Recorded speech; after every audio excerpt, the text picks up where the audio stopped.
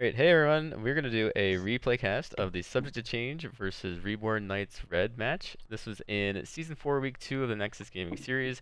These are both B Division teams. At the time, Reborn Knights are sitting at 11th place, and Subject to Change are sitting at 1st place in uh, the league standings. Alright, going to go ahead and get this replay started. Alright, so to introduce the teams, on the left side, we have the Reborn Knights Red. They're actually in blue here. We have Melkor playing Sonya, Arcade Ninja playing Garrosh, CG Stamop on Genji, Risengard on Gul'dan, and Stockington on Stukov, looks like. Over on the right, we have Subject to Change. I'm here with my friend Pete. Pete, let's introduce Subject to Change. All right, over on the red team, we have Linehouse on Blaze, John Concarne on Lucio, Tim A.B. on Cassia, Math Problem on Diablo, and Multipass on the Chromie. All right, so we didn't actually see the drafts of both of these teams since we were, we're watching the replay. Pete, what do you think about these teams? How do you think this game's gonna go?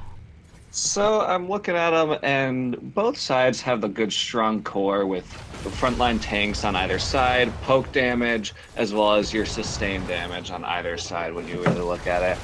So on the onset, it looks pretty even to me, and then it really just comes down to the map-specific comps and really how well they play it out.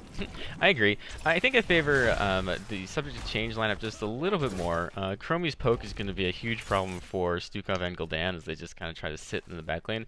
Both of them have, very limited mobility, so it's going to be on them to make sure that they are dodging those skill shots and making sure that those Chromie Qs and Ws don't connect. That's true. And you got the Lucio Diablo on the red team, and that's a good strong counter to Genji, who's really the only player, except for maybe the Sonya with a good flank, who can get onto the Chromie. So if Chromie positions herself well, I could see her dishing out a lot of damage from safety. We'll have to see when the team fights break out. Looks like right now both teams are content to just kind of sit back and farm the lanes, make sure that they get the XP that they need for the first altar phase. Nothing too crazy has happened yet. Looks like we had an early attempt to pick Diablo by Garage, but he's Diablo, nothing really happened. Yeah, and it's a bit of an interesting lane assignments when you think about it, because Gul'dan's there just sitting in the mid, wave clearing, but he's got that stacking quest on his level 1, and he's already at 5, which is a good start, but he's not going to get too many more if he's just playing the PvE game. Yeah, it's interesting. Looks like Subject to Change went and did a 4-man rotation. I thought that, Gul'dan would have made it that rotation faster, but it looks like Subject to Change is going to pick up the Sappers camp. They're checking their opponents to see if they're doing it. I don't know if they're going to invade. Looks like they're just going to push with their Sappers in the bot lane for now. Yeah, and they definitely have the tempo advantage. Blaze doing that 2-lane soak with the roam down. Trap. Throws Cassia over. It looks like Genji and Stukov is dealing with snappers. Might want to heal up his team sometime soon. There he goes. Yeah, you make a good point though. Stukov on this map is very annoying if you're trying to push those sappers in. Stukov able to put down that silence field, and the sappers can't actually charge into buildings when they're silenced. So just kind of some PvE advantage there on the side of Reborn Knights. But when he does that, he sets himself up for some nice Chromie poke. Yeah, Chromie's only going to hit harder and harder throughout the game, so... Chromie's sitting at about 7 stacks on her baseline quest. Diablo gets thrown back by Garage. Silence goes down. Got Cassia frontlining with the 3-man blind. Yeah, they immediately have to stop, though. All those circles going down to the side of Reborn Knights. Cassia gets taken out. Yeah, nice work there. Top shot altars were captured, one for each team, so even on that front, now it's really just on blue to hold their position while the red team dances around. Yeah, it looks like Reborn, they took out Cassie in that fight, so it looks like that Subject to Change isn't going to, continue to push the issue, and they're just going to give that over to Reborn Knights early, which is just fine. Don't lose more than you have to on these first altars. Right. It is Towers of Doom, which means the game usually lasts a while. and 4 shots early on isn't necessarily worth that much compared to XP, at least in my opinion. Right, right. I mean, it's definitely better, you know, only lose one person rather than losing 4 people and the shots eventually. So definitely some smart decisions there. Diablo's setting up for a gank in the bottom lane. Yeah, we're going back to how it looked kind of at those level 1 through 4 periods with Gul'dan in the middle of the brawl down in the bot lane here. Yeah, this looks exactly like it does in the beginning actually. Gul'dan is actually solo pushing in mid. It doesn't seem to be giving them an XP advantage yet, but the longer that subject to change stays down here, the more that advantage will grow. Yeah, Blaze up top is watching Sonya just take this He camp, goes in. Now he engages. Yeah, trying to get Sonya to step off of the point. This is kind of a... I think this will not be the most exciting thing we watch. Well, we're gonna watch probably. We're gonna watch it. The teams are rotating. Gul'dan is coming up to help on the side of blue, Diablo on the side of red. Both go in. Looks like blue's gonna retreat and Diablo did the math, like his name said, but today it was no problem. Yeah, definitely just knowing that he can just charge in there and bully everyone around. Yeah, Lord of Terror showing up, being Fury, doing what he does. Yeah, and Gul'dan going back to his PvE game, sitting top, making sure the waves get cleared. Yeah, those hammers got cleaned up pretty fast, so nothing really lost or gained on the side of either side. XP very close, so this fight's going to be on even tiers. We'll see. The delay happens by Blaze. Diablo goes in. Genji goes in. Chromie does have a temporal loop, so that is an advantage for a red team right now. Yeah, can't forget, she gets her down 2 levels early now. That's a good point. And there's no cleanse on the other team, which makes temporal loop have a lot of value. Now, ooh, snipes the Sonya. Yeah, nice work by Chromie. So this is kind of the issue with just if you're unable to get on the Chromie, she's just going to be able to throw out her abilities left and right for free. So Reborn Knight's not quite able to get onto the back line, and they just kind of get poked out, and Sonya gets taken out. We'll see if they're able to delay this. It doesn't look like they're going to be able to get through that front line onto Lucio, so they give that one up. That's 4 more shots, though. Evening that up. Slight XP lead for the red squad, though, and they're getting back up towards the map. Yeah. Now, I should note that level 7, Garrosh took into the fray, which is an interesting ability because you can throw your allies forward, backward, but also while they're in the air, they are unstoppable. So it could act as a mini pre-cleanse for an ally if they did get that temporal loop from the Chromie. So that is something I actually did not know that they were unstoppable during throws, so that's pretty awesome. So we'll see if Garrosh can save an ally this game with that. Diablo goes in for the Garrosh stun, but Garrosh actually triggers his own unstoppable. It doesn't get stunned and throws Diablo back instead. So nice work. That bodes well for Garrosh's ability to save his allies with his tosses. So looking forward to see some play from them. Diablo finishes his soul quest, so he is about as tanky as he's gonna get this game. Yep, we have a brief level 10 advantage on the side of subject to change. Diablo gets thrown back. Both teams have level 10. The taunt comes out. Genji goes into the back line. Nicely timed sound barrier to deal with that X strike. Temporal loop goes out on Genji. Horrify comes out. As you just said, Garrosh just threw Genji to safety, cleansing that temporal loop. So as we literally just said, if timed properly, Garrosh can actually save people from Chromie's temporal loop. A real nice play there. So take notes from home, guys. Yeah. I think that basically probably won that team fight. They went up 2 for 0 there. So it looks like they're going to be able to control both of the altars on this phase. Yeah. And really, from what I can tell, no real surprises for the level 10 heroics. Yeah, waiting to see what Sonya does. Well, Sonya goes for leap. Oh, Sonya goes for leap. All right, one surprise. Interestingly, so X Strike can also act as some invulnerability frames, preventing that temporal loop from coming through. But in that last fight, he had already used it before it went off. Can't get temp on Sonya, but she leaps to safety, getting at least some value out of that level 10 already. It is Yeah, down for a while though. So we're all hoping got for that. Blizzard to fix our heroic cooldown timers so we can Yeah, actually see what's going on. until then I'm gonna have to click on Sonya and see. It says 46 seconds, so Alright. that should be up for the next fight. Blaze up in top And lane, gathering that siege camp. Doesn't look like Sonya has scouted it out. She might check it. Nope, she's gonna rotate down to the mid that's lane. great. Well, we got a brawl going down in the Dude, by the nice middle horrifying. there. Good. Sound barrier came out too, but was not enough. Yeah, it looks So, like Cassia was taken down a little bit too low before that sound barrier came out. So, nice pick by Reborn Knights. Again, he's in time trap. Good burst by Chromie. So yeah, immediately that happened. Chromie stacked up that deep breathing quest from her level 1 talent. So she's hitting hard with that dragon breath. This makes it really dangerous for Stukov to do what he was doing, just kind of standing there and putting the silence down. If he doesn't react fast enough, he'll get chunked down to like 2/3 of his health went away like instantly. So he's gonna have to be very careful there.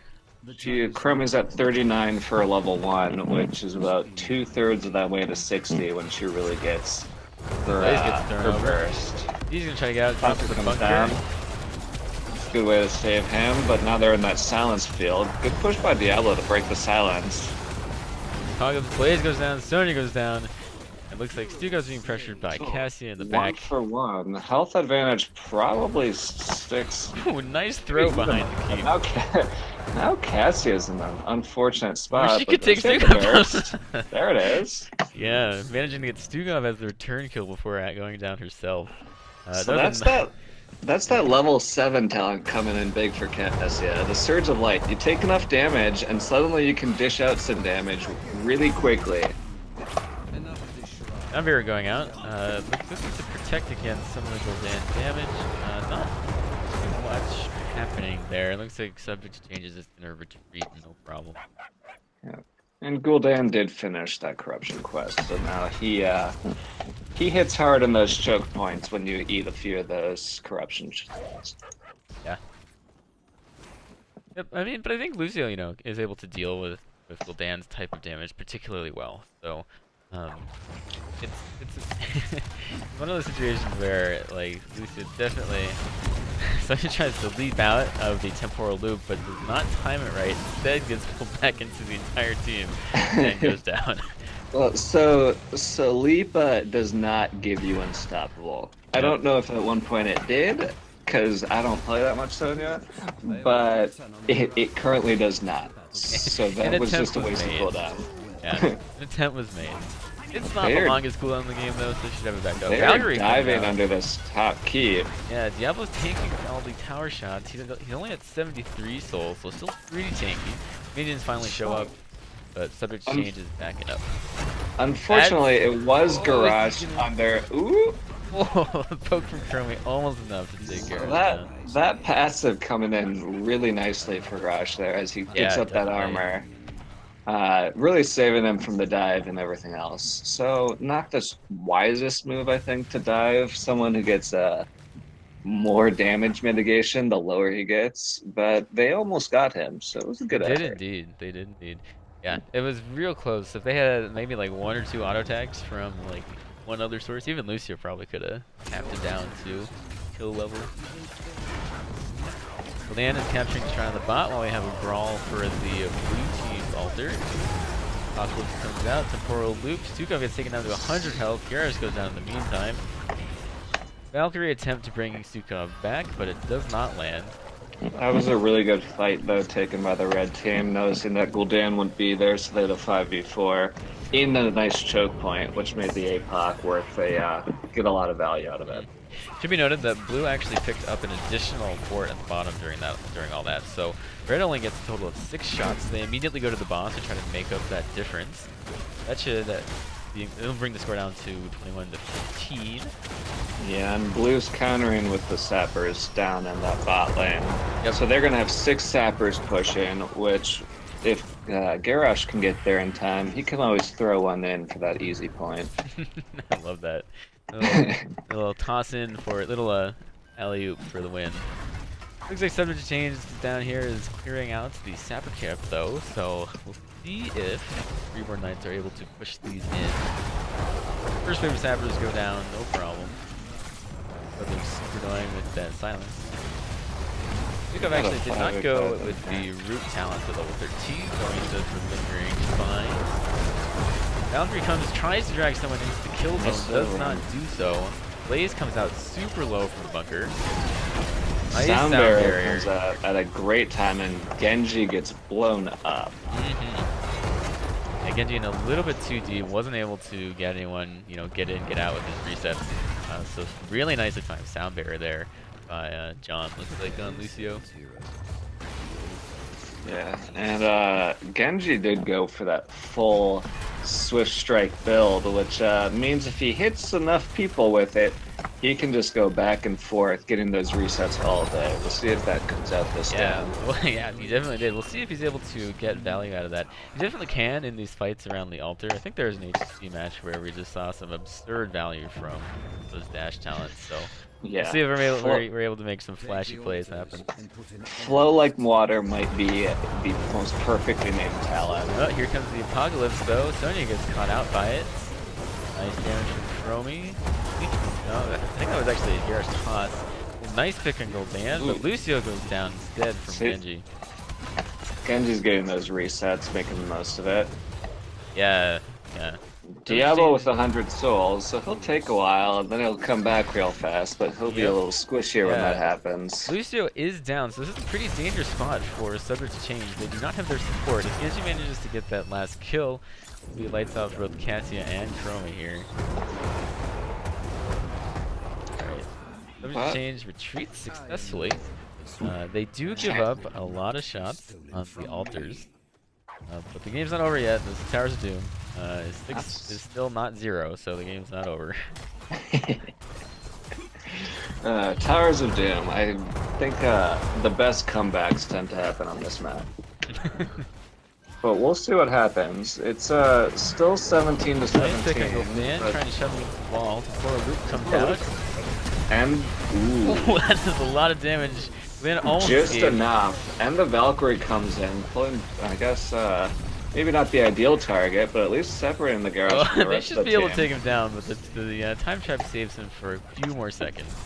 And you got the 2 tanks dealing with the other 3 members. Yep, just interrupting that backline.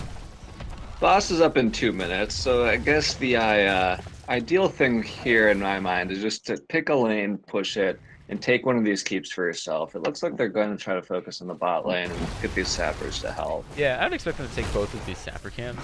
It's going to be a little while before Gul'dan comes back up, so I think they're going to likely try to get a keep advantage, or bell tower advantage, that's what they're called on this map. Thanks, Blizzard. They look like keeps. They do, so unfortunately I think the altars are spawning up top, so we'll see how much subject change are able to accomplish with this bottom lane push. You guys being really annoying, silencing those sappers. It comes down to an interesting move, because I get the sappers, which adds some pressure and draws the blue team down, but with the altars spawning up top, you have to wonder if maybe taking that top bell tower would have been of the highest value, just removing that from any removing that safety point for them so that the blue team has only one way to cycle in. But they get a pick on Garage real early, getting him down low. Now, Garrus has to go back and hit the fountain. The fountain is still around. Maybe not the best target, the target that they wanted. Let's see what they're able to do with it. Fortify comes out, hits 3. Chromie's still poking, full health, but Genji's now looking for those resets. Sound barrier comes out, really making Genji just. Yeah. Genji actually, he did use X Strike. Okay, so it's not the burst X Strike is no longer there. So you know, it's okay that sound barrier went down. No damage actually went out during that, so maybe a little, you know, of the cautionary tone. Right. Okay. And when quite going down, Sonya gets picked off by Chromie, demonstrating once again how dangerous that poke damage is. Yeah, Chromie's fully stacked, or I guess it's unlimited stacks, but she's hit that 60 mark, so she got her little clone going out there, which mimics those Q shots. Yeah, definitely. Just doubling her burst and also giving her that second look at, putting out some damage Mhm. or Actually, interrupting altars. Yeah, Kirby actually at level 20 when the temporal loop triggers twice, so really managing to keep a single target in one place. There's actually a decent amount of interrupt for altars too, because they'll get pulled out once and then they'll get pulled out again. Some fun Chromie shenanigans there. Right, and if you think we're going back to that Garrosh helping his allies become unstoppable, that only works once. Right. Right. So That's always the thing with temporal loop, right? A cleanse can deal with it once, but once that second one comes in, it's really difficult to deal with. Yeah, I don't know how it works with X Strike, if X Strike removes the debuff on it, or if that will also trigger Strike. I guess that might be something to watch out for. Yeah, I don't know. We'll see if that actually happens. It looks like Reborn is going to take the bottom sappers while Subject Change takes the top. This might end up being a trade of bell towers, but I think Subject Change will get here in time for the defense. Diablo gets thrown immediately. Hot comes out, the Horror comes out, Extra comes out. That was a great pick on Diablo, just bursting him down before he could do anything except use the Apocalypse, which doesn't do much. Then has to be careful. Temporal loops happen twice. So Chromie gets driven back too far for her to actually land any of that damage. Valkyrie misses. Bunker comes down. Harris goes down finally. Lucio got silenced during his sound barrier, so that'll be coming back up and yeah, just in flowing 60 like water. seconds when he's back alive. Yeah, and just flowing like water, getting those resets. Cassia and Lucio going down one after the other there. So that's a 3v1. One altar coming up, and that's only 3 shots unless they take this bell tower, which does not mean the end of the game. So as long as they don't stagger deaths like Blaze just did, they would have been in a better position, but now they've got that staggered death, and we'll see what Blue can do with that. Yeah, it looks like actually one sapper made it up top, so the score is actually 9-6. This is going to be another 4 shots on the side of Reborn Knights. Bring the score down to 9-2. Again, still plenty of chances for Subject Change to come back into the game. Although, if they don't defend these sappers, the game will be over. Great horrified. Chromie gets horrified and just deleted. I think that's actually game. Those sappers are going to get in easy. Yeah. Hellgate attempts to interrupt. I don't think Diablo is going to survive there, and the last 2 shots go into the core. Nice work. So it was a pick on Diablo that led into a couple other picks, and they just cleaned up at the end. I'm going to switch over to the detailed stat screen while we take a look at when we get the next replay set up. Yeah, so we can see Gul'dan doing a crazy amount of siege damage. Sorry, Pete, you can't see this. This is on my screen. No, I got it up on mine too. Okay. Yeah, so Gul'dan managing to get 70,000 damage. Chromie also with just around the same. It's interesting that, both teams actually did basically around the same amount of damage, but like it seems that like the damage types were spread a little bit differently. So Chromie just able to burst everyone down before they had a chance to heal up, and Lucio managing to sustain through that Gul'dan damage. Not really, no one was really too low to get picked off. You look at it and it looks like a very even game, and that's what I would say it was. It just came down to a misplay here or, an outplay there. And at the end of the day, Blue team walked away with the win. All right, so we're going to go ahead and get the second replay set up for you guys, and we'll be right back. All right, welcome back, everyone. We're going to take on Game 2 of the Subject to Change versus Reborn Knights Red match. And since this is a replay, we're going to jump right into the game. I'm joined once again by my friend Pete. And we're going to start off just by introducing both teams once again. The teams actually switched sides from last game. So we actually have Subject to Change on the left with Linehouse playing Lieutenant Morales, and Multipass on Brawl, Math Problem on ETC, John Carne on, that's Kelthus. Don't know all of his skins. Timmy B on Little Rag. On the right side, we have Reborn Knights Red. And we have Melkor on Blaze, Arcane Ninja on Diablo, Stoctagon on Stukov, Risengard on Gul'dan, and CG Stam OP on Hanzo. All right. Yes, and teams, we're trying to figure out how to pronounce your names. Just DM us the pronunciation, and we'll get it right for next time. All All right. right, and we have Ragnaros in the solo lane, and that makes Thrall in the 4-man with the famed Crash Lightning build. But it's been nerfed, so we'll see if he gets as much value out of it. Yeah, Thrall immediately gets thrown over, taken down to 75% health. Interestingly enough, everyone on the blue team went a quest talent, so it's gonna take him a little while to get the most value out of that. Yeah, but it's an interesting one for Ragnaros. Usually you see him go the Q quest, the Sulfurous Smash for extra damage on those autos. But he went into Shifting Meteor, which just is going to give him extra wave clear and damage on that. Yeah, that's interesting actually. You know, I would have thought that Ragnaros isn't in the format, right? So that quest talent is going to take a little while to stack up because he needs to hit heroes. He's doing a pretty good job. He already hit Blaze like 10 times, 13 times, so maybe it won't take that long, but we'll have to keep an eye on that. Yep, and then over on the Knights on the red side, Hanzo going with that redemption for the faster autos once he stacks that, and Gul'dan with the Echoed Corruption, which is also another stacking. Yeah, how's it going on this map? And we also again didn't see the drafts for this, but you know, looking at them, Pete, what do you think? I think we were talking a little bit before we started this replay that it would be a long game. Just simply because both teams just have an incredible amount of wave clear and sustain, both in like the supporting departments.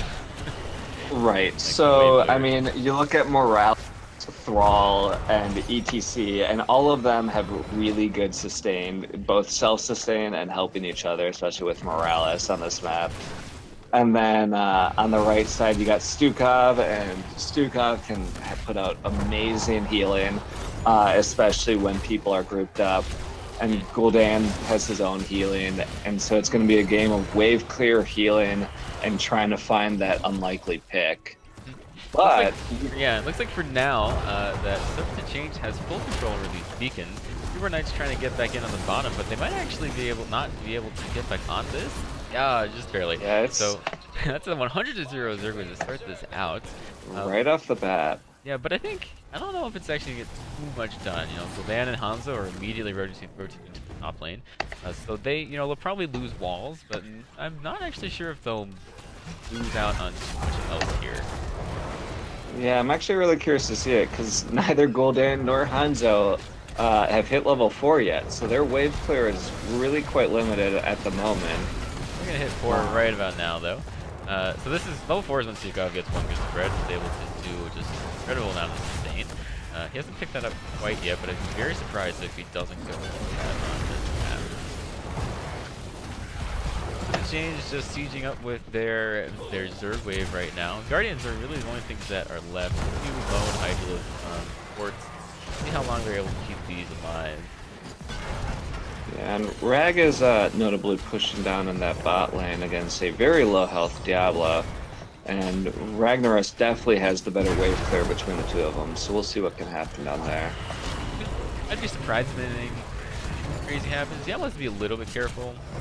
Just Ragnar, you know, he's been pretty good at landing his meteor. Actually, Diablo is very low right now.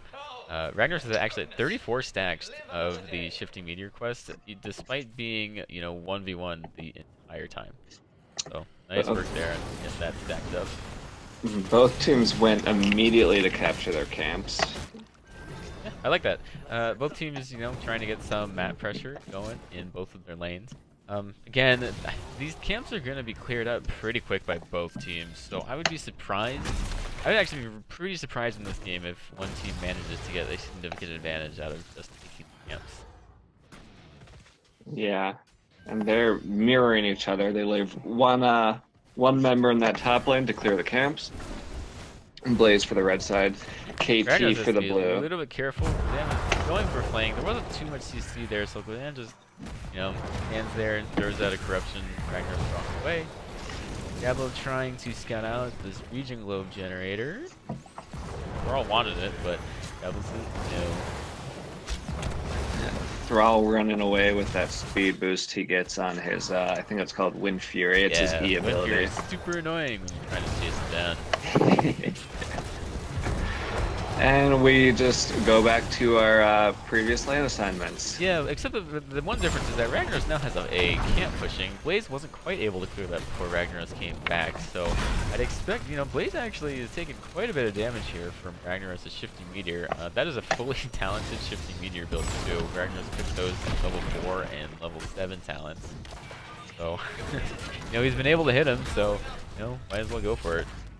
Yeah, and down in the bot lane, it's just that push back and forth with Morales keeping that healing beam on ETC as ETC goes forward, and keeping him healthy, while Stukov just heals the rest of his team with that one good spread, and yeah, this is all topped off. It's gonna be a very slow matchup, I think, from this point on. The sustain that both teams provide. Let me see if we can find the healing numbers. Yep, it's actually, looking at the healing numbers, it's basically dead even. Looks like Subject Change actually has a bit more on the self-healing department, but... Ooh, ETC went in and got a 2-man power slide, nearly getting the Hanzo taken down as Thrall's pushing that lane in. Yeah, but Morales put a safeguard on him and was healing up, so there's really, you know, no problems there. Ragnaros is actually sieging the top fort. He's gonna get this while Reborn Knights grabs the beacons.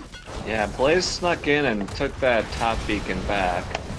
So he's got that one plugging away while they're holding on to the bottom beacon, although it's going to be recaptured by ETC there. We'll see if it's worth it in the long run to give up that fort. It doesn't really look like it. Substance Change has taken the beacon back themselves, so they're now gaining progress pretty rapidly. And they have a full level lead. It's 9-8 currently, so if they hit 10 before these Zerg waves come, they might be able to make a power play there. Blaze gets a little bit low on the top lane, has to retreat a little bit. See, getting low, Safeguard keeping him alive a little bit. Morale's gonna heal him right up though. He's at full energy. Diablo's low at 82 souls, and he took the spell armor at level 7, and so that should keep him healthy with this Crash Lightning Kael'thas build. Yep, Gul'dan just completed his corruption on level 1 quest, so that's going to be doing an insane amount of damage now. Livage Change gets both beacons, brings them up to 62% on the Zerg wave. So interestingly, if we look at ETC and Thrall's level 7 talents, you'll notice that both of them took extra damage after using an ability. So that's going to give them extra bursts on their auto attacks, which we'll see how it plays out. They're both unusual talents, I think. But maybe against the Stukov, that burst damage might be just enough to punch through someone before... Ooh, yeah, I'm a little skeptical about that though, because like if Diablo is doing this right, it's gonna be a little bit difficult to get onto one of those squishy targets, like blow them up with the extra auto attack. You know, maybe it's also taken to do a little bit more sustained damage to the front line as well. You know, you're most commonly hitting them, so just kind of an overall small little damage boost for the melees on the team. Yeah, it's interesting because normally for Thrall at level 7, you see him take, I think it's called Taste for Blood, where after stacking up his passive enough, he gets to steal 10% of his target's maximum health. Oh, that's the Apocalypse comes out. You just see the silence, nice horrified by Gul'dan, forcing him back into the fort. And Dragon's Arrow comes out. Morale's going to be able to KT. save him, and she does. So nice engage there on the side of the Knights. Yeah, it looks like Subject Change is getting a little bit too deep into that fort, kind of expecting the Zerg wave to protect them, but it doesn't offer nearly as much protection as they would hope. Diablo goes in on the Thrall, but Thrall runs away. Yeah, little. I always imagine like Thrall just giving a little like smirk as he runs away with Wind Fury. I know I always give a little smirk when I run away. Yeah, you know. Morales completes her level 1 clear quest, so the detonation area of displacement grenade is increased by 25%. Going to be useful for hitting Stukov out of his silences. Ultimates-wise, Morales goes for Medevac. We have the Sundering on Thrall, Mosh Pit on ECC. Pretty standard picks here. Lava Wave on Ragnaros. That's going to delay the stall out this game quite a bit. And Phoenix on Kiltis. Yeah, and over on the red side, it's really just the classics. Arrow and Apocalypse give a nice combo there. Yeah, we saw that in action. Yeah, you land the arrow, drop the APOC, and the combination is a good lockdown for, probably a good 2.5 seconds if done right. Yeah, we saw that in action. Basically, as soon as the Knights hit level 10, they demonstrated the effectiveness of that combo, getting 2 quick kills. Yeah, I think in that one, though, the arrow came out after the APOC. It did, yeah. It was kind of the reverse combo. Yeah, so we'll see if they keep doing the reverse or try to change it around. It'll be interesting, though, to see if the Mosh Pit can come through. It's kind of got a bit of an anti-synergy with that Sundering, unless the Sundering comes out first and sets him up nice for an ETC power slide. And then you've got KT for the follow-up burst damage. Yeah, definitely gotta be a little bit careful too in who his launch targets are. The interrupts are Diablo, Stuka, and hold that. The Apocalypse comes out, the arrow comes out and hits Kel'Thuz, followed immediately by the Horrify. This is the exact same thing that we saw as soon as they hit level 10. Except this time there's an abort to help, and it is not nearly as effective. Yeah, it looks like everyone hit their R key and everyone walks away at the end of it. Yeah. Well, everyone on the side of Knights did. I believe that the Subject's Change still has most of their ult. I think Sundering and Sundering got Phoenix. used. Yeah, and Phoenix got used. So they still have a mosh separated out. And here comes the mosh pit when the Flaring swipe immediately. Yeah. See, this is one of the things, right? It's difficult. There are 3 interrupts. They are ult dependent, so if they can manage to get that out in time, they might be able to get one. Ragnaros and Sukov go down. Not Sukov, and ETC go down there. Just, they're a little bit too low, not able to get that was in a 4v5 as Blaze was capturing that top beacon, so I didn't quite see what happened, but 2 really good picks and at really good times as they are getting that capture progress. It was a case where Gul'dan was just poking everyone down with the corruption damage, and Morales is really good at single target healing, but when all your targets are, when all of your team is below 40% health, you can't heal everyone up in time. So they managed to just kind of get those picks off of everyone being low from Gul'dan. Got it. And if you look at Gul'dan went full glass cannon with that level 7 talent where he does extra damage but gets less healing from allies. So he's just confident in his team's ability to protect him. Nice interrupt on Ragnar's trait there by Diablo. Apocalypse hits 4 people. Cool. Nice Horrify separating out Morales. She gets picked off easily. Alright, Ragnar's finally gets Molten Core off, but it's just gonna get burned down. Wow. Yeah, the Zerg Wave is already on the fort, and Molten Core doesn't really do anything. Just kind of gets burned down itself.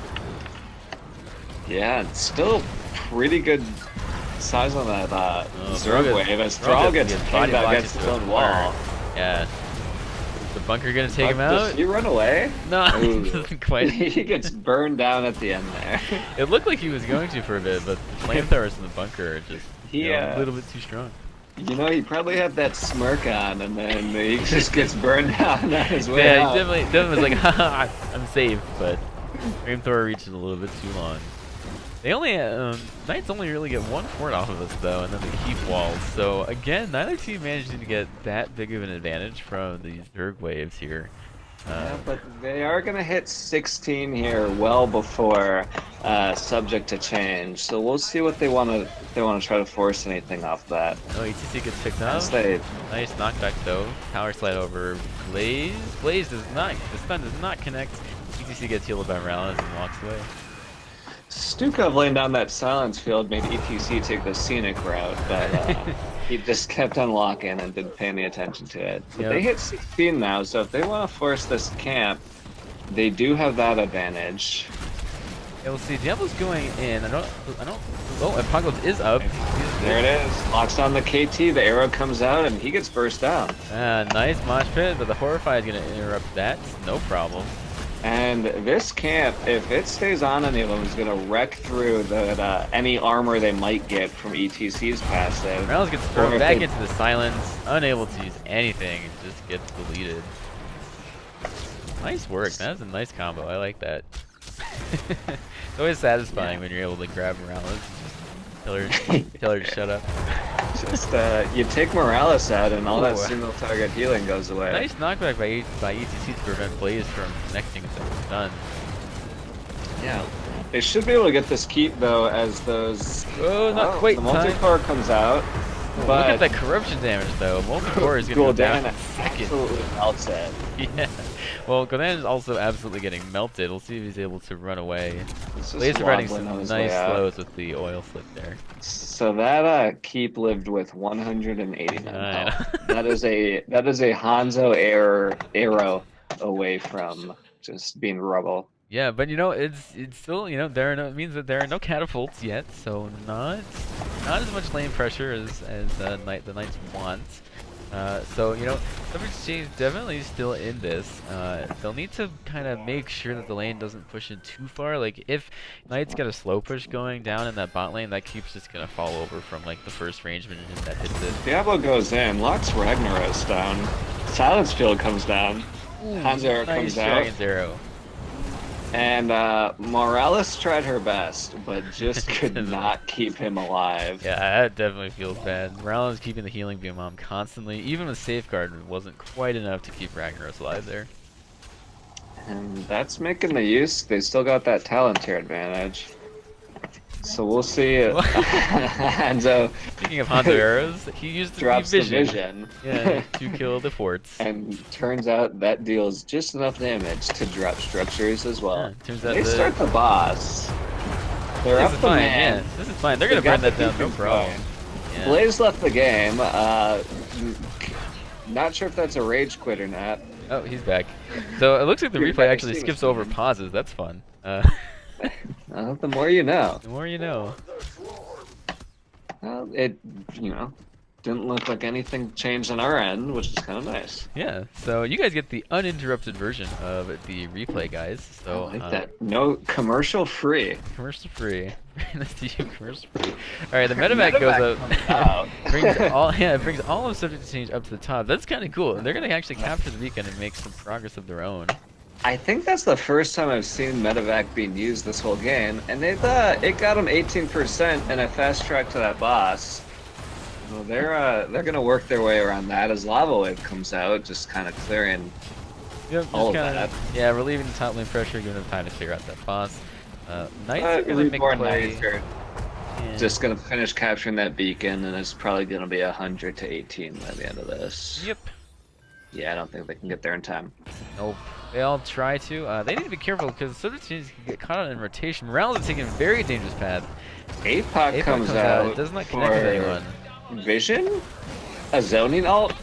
Unsure. I don't know if they were trying to catch out Morales there And or if Phoenix they. comes out. Yeah. Well, that one makes sense. I mean, it's gonna do some damage to the Zerg wave before it makes its way down the lane. Yeah, that's fair. ETC gets grabbed, power slides away, Silence comes out, but not too much gain. Yep. Just gonna try We'll to- see. Molten Rag Core goes comes into out. Molten Core. Yeah, we'll see Gonna how try- quickly Gul'dan burns this one. Hanzo arrow comes out, does a good chunk. Gul'dan's just hanging out and back, so he's not getting too much out of it, but Yeah, Core he goes knows, down. he knows that he's a glass cannon. He's not gonna go out there. Ooh, nice. ETC gets throw and pushed nice. in, Sundering comes out, Horror comes out. Yeah, Horror pushes ETC back into the fort, so some nice work by I guess ETC to get himself out of there a bit. The knockback making so that he would have time to move out of that stun zone. And so far, I mean, I've got the stats pulled up just to see how these wave clear comps are really doing, and it's Ragnaros on one side dealing 183,000 damage to minions and structures, versus Gul'dan on the other side with just 100,000. well, But the Rag Ragnaros is being Yeah, the corruption stack is just taking him down before he can get to the before he can dunk his head in the well and take a sip. yeah. Yeah, gotta be careful. Well, Gul'dan fully that's- stacked is dangerous, guys. That's good for the Knights, because like I was saying, Rag is their main clear. As APOC comes out, knocks on the Thrall, but Morales comes in, puts that beam on him, and he's doing alright. Yeah, we'll see. It looks like Knights are trying to posture up for an endgame siege here. If they really have this pick on Thrall, it might be the end of the game. Nice combo. They keep doing this really nice combo where Diablo will throw someone back, and then Blaze instantly does the charge to stun them. So it's just some really nice setup that they have between Diablo and Blaze. Both players, you know, really on top of their communication game there. Yeah, and Hanzo comes with a nice burst ability. And with Gul'dan coming in also, it'll be a surprise if anyone is able to live through that. Yeah, Ragnar's going out trying to get some damage on Gul'dan, but a little inadvisable there, dude. Morales isn't in range to heal ya. He gets out with 400 health though, he's fine. Hanzo is tanking the core there. As the Mosh comes out, it hits Yeah, Horrify two. is down, so it's not going to be interrupted. It got the Hanzo and Stuka. Stuka's able to waddle away, but Hanzo goes down. It's going to be gone for 50 seconds as these two beacons come up. Stuka does not waddle, he walks like a man. Oh, the Medivac is coming out. They're trying to catch them out in rotation here, going out behind them. But Ragnaros was not in the ship. So, yeah, so I think a little bit of miscommunication there. It is also 18 to 20. And whether or not that's gonna... They have the Knights retreating towards the substance change core, so a little bit of a turnaround here. This is very chaotic. That was fun, man. What a gank. Yeah, so looks like Stuka's gonna get out. Yeah, I don't think Gul'dan's gonna get out of here either. Yeah. She should have just retreated with Stukov, but you know, Stukov gets out. Level 20's picked up for the side of Reborn Knights. We have the Hellgate on Diablo. Burn Notice and Blaze, so it's basically to like slow and do additional damage. Stukov has Flailing Swipe on charges now. Gul'dan took the Enhanced Horrify, so everyone's going to run away from that for longer. And Hanzo takes Bullseye. So, yeah, Bullseye's an interesting choice. Yeah, Hanzo's a little unusual, but... I think it's always impressive if someone manages to hit that, given that it flies through the air at... Ooh, this is here. So the Medivac is coming out to this bottom beacon. Reborn Knights does not know where it's happening. It's like Hanzo is there to scout it out. He has to be careful he doesn't get caught. Hanzo sees the entire team and just nopes across the wall. Yeah, and the teams are kind of just playing a ring around the rosy around each other. Yeah, you know, that's what Subject Change wants, right? They don't have 20 yet. They're hoping that they can pick up 20 before they take their next team fight. Right. Picking up this Bruiser Camp, they have to be careful they don't get caught here, but I think they're going to get out just in time. If they take this fort, I think that gives them the 20, so we'll see. Well, Ragnaros is able to... they've got the lava wave, so that's going to give them 20 anyway. Yeah, I mean, the one advantage Ragnaros provides when you're missing a keep, right, is that if you took lava wave, you don't have to worry about going back to take care of any of the catapults. You just hit lava wave and bye-bye minions. So that relieves a lot of the lane pressure on the side of Subject to Change. Alright, both teams have level 20s. Diablo goes into the engage, immediately catches... K2 just gets blown up. Oh, poor guy. Just in the middle of the apocalypse. He took that Mana Addict at level 1. Horrify comes out and... Oh, the ETC with the death match. Yeah, I don't think it's going to do too much though. Thrall is focusing on the backline. Realm's going to heal him up, so no problems there. And that bunker kept Diablo alive. So that's 2 down for Subject to Change as Reborn Knights are channeling both beacons now, and they've got a camp pushing up top. They've got 2 camps pushing back towards them on the bottom. Oh, all right, so we had a invisible replay pause here. So again, bringing this to you commercial free. Lag is not a problem. And so it looks like Reborn Knights are just pushing out this bot wave, and if they heal up, they've got their Zerg wave coming out through that lane too, which could spell the end of this game. Yeah, this is honestly looking like game on the side of the Knights. They have a full Zerg wave on the bottom, and they have a boss pushing up top. So if nothing else, this will be double keep and probably some core Well, the damage. keep is already down at bot lane. Ragnaros is popping his multi-core fairly early. I think I like this a bit better, you know, because now Gul'dan has to actually walk up and burn it rather than just popping it instantly and just getting defeated. So, you know, Ragnaros adjusting to the how the game has gone. It actually clears out most of the small Zergs. So it turns out that the blue wave actually takes out the keep up top. Yeah. They had just enough charge, and no one's clearing it. So the blue Zerg wave is on the core of Reborn Knights. Yeah, Nova but goes in this with the boss is Apocalypse. going to be really healthy as it comes through, and the team fight's starting. Yep, but it looks like Diablo comes out with the Hellgate. Ragnaros is in a really weird position. yeah. Horrify pushes him away, though. And Blaze is still in the bunker. Blaze That he is. Yeah, he goes back in, and now he's kind of all alone as Hondo runs away. Wow! Oh my gosh! So Subject Reaper to Change Knights. had no interest in chasing. Well, they didn't have to, right? The Guardian was on the core. The Reaper Knights are actually at 37% on their core. No one cleared the Guardian, and they did not react fast enough to the Zerg wave on the core. So, you know, despite having a full Zerg wave and a boss, Subject to Change comes out a little bit on top. Coming in. Are they going for this push? It's just like little mini juice pirates. I mean, they don't have. they don't really have the comp for that. I think they're just looking at them, and yeah, you're right. They're just here for the camp, I guess. yeah, a little optimistic. I wonder if they were trying to see, you know, because if Knights were on the bot lane instead, it's plausible that they could have run in and, like, you know, tried to burn the core down. I don't know if that would have worked too well, but that might have been the thought. Like, as soon as they saw someone in the top lane, though, they you know, instant regret and decided to just take the second prize of the camp. Right. So, where would you go from here? On one side, you have Ragnaros with Lava Wave, but both keeps are down. On the other side, you've got a keep, but your core's at 37%. This has gotta be frustrating for Knights right now. Just the constant pressure that Ragnaros is able to provide. Like, look, the minion wave up top is already pushed out. They're pushing him with the camp. It looks like Subject to Change is going to try to end with this. I think I like that a little bit.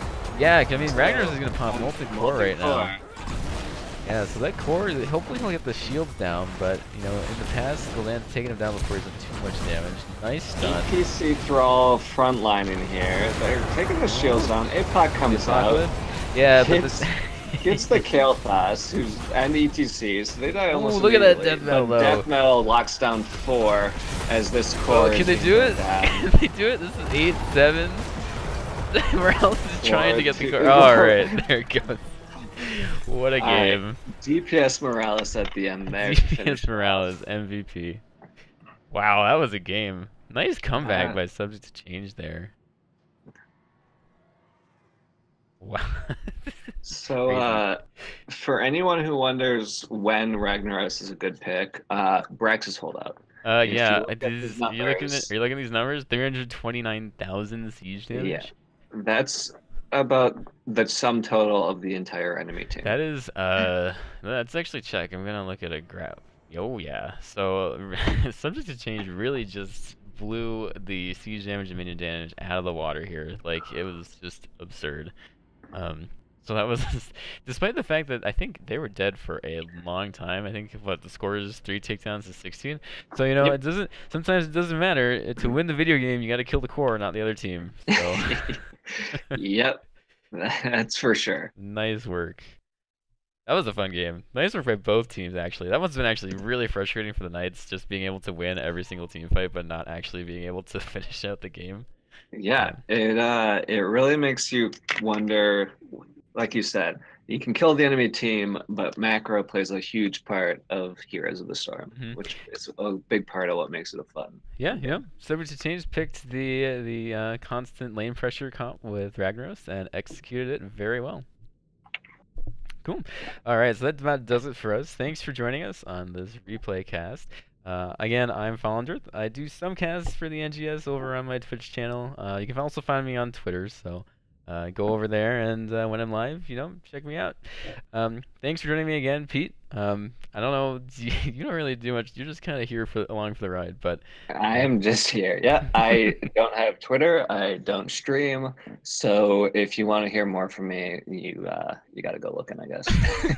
well, we'll try to get you on some of the live streams because this was actually a lot of fun. So hopefully we'll get to hear you on some of our other future casts for NGS. All right. Great, thanks, guys.